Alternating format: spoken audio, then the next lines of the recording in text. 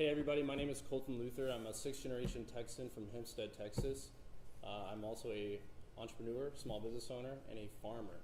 And I'm honored to speak here, bring a new face to the new generation of agriculture in Texas, but also speak for farmers out there that are already in the hemp program and hope to give them a voice so that we don't get overlooked again, as agriculture often does. For the last few years, we've invested millions of dollars and thousands of man hours by developing a foundation and infrastructure to operate in this program. The program that was given to us and encouraged upon us by this exact same legislature that's trying to ban these things. Now, the Agriculture Commissioner did make a statement, as well as a few others, saying that this is a consumable hemp ban. It doesn't affect agriculture. Well, that may be true in this form of the products and the sale. However, if you take away the market that creates the demand that the farmers are upholding, what business do we have left is my question. And so we would love to grow an enormous amount of acreage of industrial hemp when the market and the demand catches up the way that cannabinoid has. And so we've tried to be on the forefront of hemp as the legislature, I'm sure, intended. And so it is a shame that we are trying to ban these things and take away the market that these farmers depend on to sell their crop. Sid Miller also mentioned that farmers are not interested in this. There's no market. It's a non-issue. Then he wasn't farming with me because I have a market and a demand that I cannot keep up with, and it's nationwide and worldwide.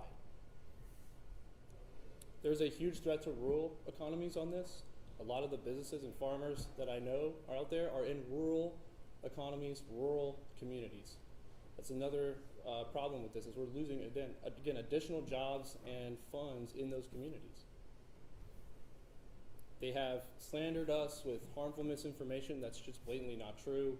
We're not evil people trying to hurt children or any of the claims that they make. In fact, one of my businesses it goes to the end of the earth to make sure that the products are safe, tested, organic, and all of these other issues that are being brought up by the legislature and the lieutenant governor. Most importantly here, this is bad policy. This is policy that takes away an entire industry from someone, and it takes away jobs, it takes away money, it takes away a ton of things. There are going to be a ton of devastation from this bill, both physically, mentally, to our community, as well as economically. And this is just bad policy. That is the number one reason why we should veto this bill. There's no one here fighting for the Wild West. We want regulation. We want sensible guardrails on this industry to protect people, to protect consumers. That's why we're all in this industry in the first place. But banning it is definitely not the answer. This bill is definitely not the answer.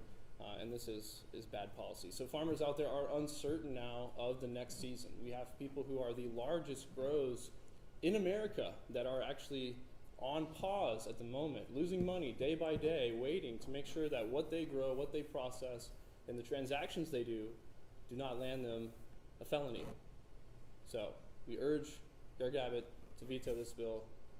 It's just bad policy, and we urge you to give us yet another win in Texas agriculture. Thank you all. Good morning, everybody. Thank you for being here. My name is Mitch Fuller. I'm the National and State Legislative Chairman for the VFW Department of Texas, and for this VFW year, I'm the Chairman of the VFW National Legislative Committee. So I go to Washington, D.C. twice a year with the National Legislative Committee. And we want to thank Governor Abbott for his staff meeting with us last week with Commander Walden. I'll bring Commander Walden up here in just a second. Robert Howard and his team met with us, and we appreciate that, and we urge Governor Abbott to please veto Senate Bill 3. Senate Bill 3 will take away hemp-derived consumables, which is an important alternative modality to the opioids and antidepressants that the VA has been negligent in shoving down our throats for the last 25 years. That's the problem. That's the poison, or the opioids. This is a national priority as well. I had the honor of testifying on this very issue in March before Congress with our national commander. Please don't take something away from us that works. Hemp-derived consumables work. More than 158,000 veterans have committed suicide in the last 25 years. 158,000. That was more than were killed in Korea, Vietnam, the Gulf War, every conflict, Iraq and Afghanistan combined. Taking this away from us is a threat. This is literally our lives that are at stake. Hemp-derived consumables have helped thousands of veterans in this state, millions across the country, avoid the pharmaceutical cocktail of opioids and antidepressants. One of those 158,000 suicides happened on April 7th, the day that the hearing in the House State Affairs began on Senate Bill 3, and that was an 18-and-a-half-hour hearing. As Mark Borda said earlier, 90% of the people that testified for that, or testified that evening and that day, two-day hearing, were against Senate Bill 3. And we were part of that. I walked out of this state capitol at 2:30 in the morning. That's how much this means to the VFW. On the same day, April 7th, Mark Miller, a Navy combat veteran, walked onto the grounds of the Audie Murphy VA facility in San Antonio, and he killed himself. He shot himself right there on the spot. And it's because of the opioids. It's because of the antidepressants. Let us choose what works best for us. I personally use these products, and it's not poison. At his press conference last week, which was difficult to watch, which is an understatement, the Lieutenant Governor, that press conference was an embarrassment to the state of Texas. And it was full of lies. And he said, I don't want 20, 30, 40, 50-year-olds getting this. Well, Lieutenant Governor Patrick, I'm 57 years old. I don't need you or anybody in this state to try to say that you're taking care of me. Because no one is suggesting outlawing alcohol, pharmaceuticals, or tobacco, are we? Those are the poisons. Hemp-derived consumables are not poison. They are helping us save our lives and helping us to have productive lives. A lot of talk about taking care of children. I'm a father. I've got two young adult kids. We all take that very seriously. But children also need access to this product. The night of that hearing, April 7th and 8th, before the Senate State Affairs Committee, there were mothers with their children talking about how this benefits them. So Governor Abbott, go back and watch that testimony. Watch that 14-year-old girl and that 16-year-old young girl, one of whom was in a wheelchair, talk about how this benefits them. This is serious. This is serious for us. This was our top priority to oppose this bill. Governor Abbott, please take care of veterans, take care of Texans, take care of small businesses, take care of us, and veto this bill.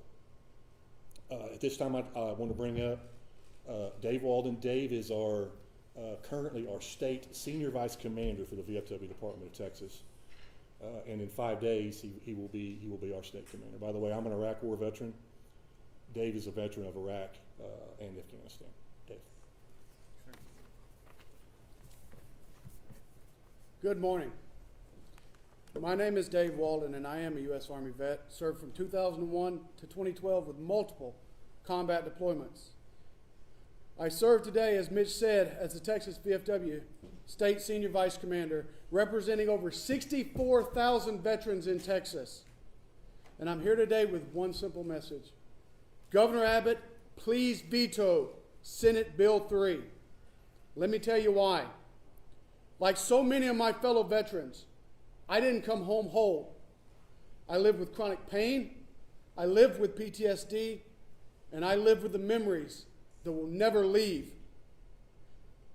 I lived with the scars you can see and the ones you can't. And like thousands of us, I went through the government's solution, a never-ending parade of pills, Vicodin, Valium, Tramadol, Neurontin, antidepressants, sleeping pills. The list goes on and on. Those drugs nearly destroyed me. My wife once went to the store, came home with a friend, only to find me 2 blocks from my house, standing on the sidewalk, holding my cane at the low ready like a rifle, completely lost in a fog due to prescription drugs. I didn't know who I was. I didn't know where I was. All this was at a time where I could barely walk. Now the good news, I was moving so slow, I didn't make it that far. I was only 2 blocks from the house. But let's be honest. That's not funny. That's terrifying. That was the moment I realized the so-called solution the government gave me was killing me slowly. This right here, legal hemp-derived consumable THC gummies, brought me back. One man, a Coast Guard veteran, started a company that saved my life and the life of thousands of other veterans in Texas and across the country. I'm not going to call him out by name, but he's here today and he knows who he is. These gummies are clearly labeled, right there on the back. Safe, regulated, and effective. Since 2018, I haven't touched a single opioid or any of the other drugs that I mentioned above. I've rebuilt my life. I've become a better leader, a better husband, a better father, and ultimately a better man. But now Senate Bill 3 wants to turn this into contraband. It wants to turn me and thousands of other veterans into criminals for choosing an alternative that works for us. And if that hypocrisy wasn't bad enough, let's talk about the false narrative these politicians are spinning. We've seen Lieutenant Governor Patrick and them stand up and paint this as a fight to protect children, but that is not the truth.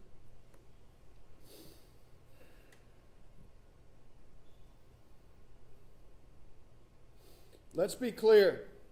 This is not a loophole in the industry. It's not a Wild West market. Consumable hemp has been legal from the start. It is in the original legislation, not a loophole. It's as plain as day. Consumable hemp products for human consumption are legal under regulation. Let's stop pretending that this is about public safety. This is about power. This is about control. And veterans are caught in the crossfire. All of this right here, pills, alcohol, they do more harm every day than this does. But these are legal. Where are the ingredients on these? They're not there. Let's talk about who's pushing this. Governor Patrick stood in front of cameras and fed the public fear and fiction. He says hemp is dangerous. He says we need to crack down. But what he's really saying is that veterans like me don't deserve relief unless it comes with a prescription pad and a pill bottle.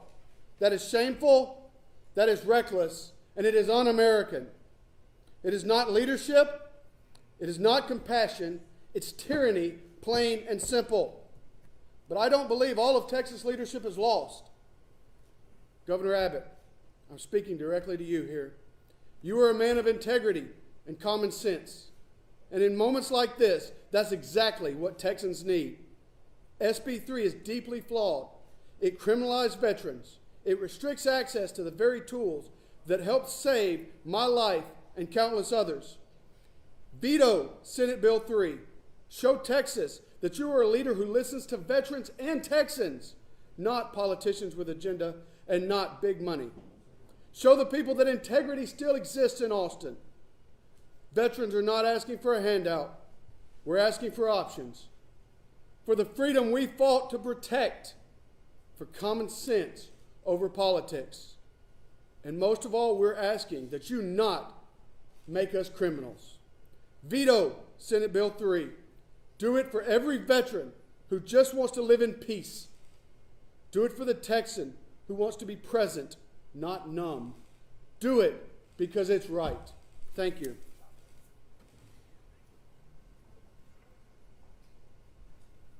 Thanks, Dave. So that concludes the prepared remarks by the speakers, and we'll be happy to answer any questions that you may have at this time. Yes? For our veterans in the room, on the House floor, there's veteran David Lowe on the Republican side. He argued that veterans shouldn't be used as, he said, a talking point in this argument. What would your response to him be? My response to him would be that our national convention and our state convention of both of the VFW set the number one priority of national and of our state as protecting any alternative to opioids. That's one veteran's opinion. I have written consent that I speak for 64,000 veterans in Texas, not just one. Has there been any communication with the governor's office? Have you heard any information of the We have not, but I want to compliment Robert Howard and his team. They met with us last week. We did ask for a meeting with Governor Abbott. We have not heard back from them.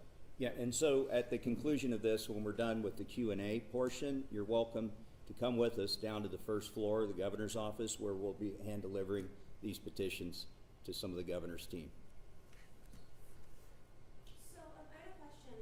Folks in lawmakers in Texas yesterday also expanded the compassionate use program, and they pointed to that as an alternative for folks if these THC products, the ban is signed into law. Can you respond to that? Is that enough to meet the needs of folks? Go ahead. So let me respond just from the veteran standpoint, if you will. Let me find my little baggie here. This right here is 5 times less than what teacup is in its current state. For a veteran that lives on disability, I explored teacup, I did my own research. $500 a month is what it cost me versus $90 in gummies. A veteran that lives on VA disability and makes a couple grand a month and that's all the income they have, how can they afford it? So yes, it's out there, but it's not easily accessible. It's not easily affordable or any of those options either. We supported that. We supported that bill. We supported the expansion of it.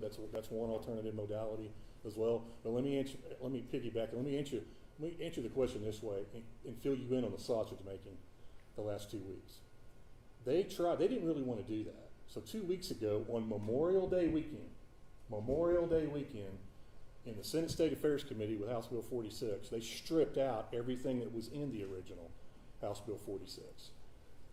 Over the Memorial Day weekend, a sacred weekend for us in our community. And we didn't know until literally yesterday what that was going to look like. So we commend the members of the conferees, the committee, particularly the House of Representatives. And I will tell you this, I want to thank Speaker Verse and the House of Representatives, because when we do our scorecard at the end of the session on which chamber supports veterans more, it's this side of the Capitol.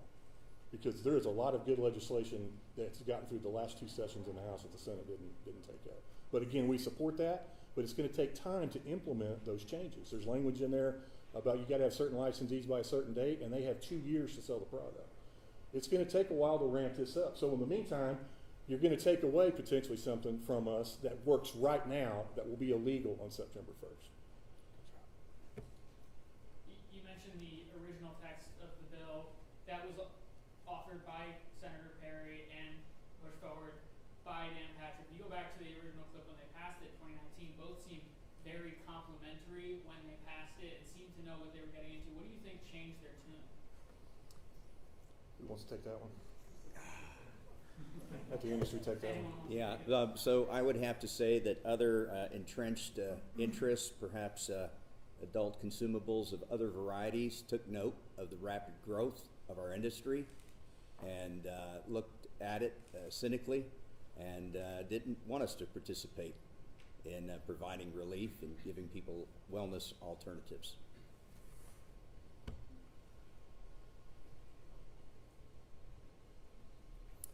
I guess kind of piggybacking on my earlier question too, with that teacup expansion, they pointed to, you mentioned the cost of those products at $500 versus $90.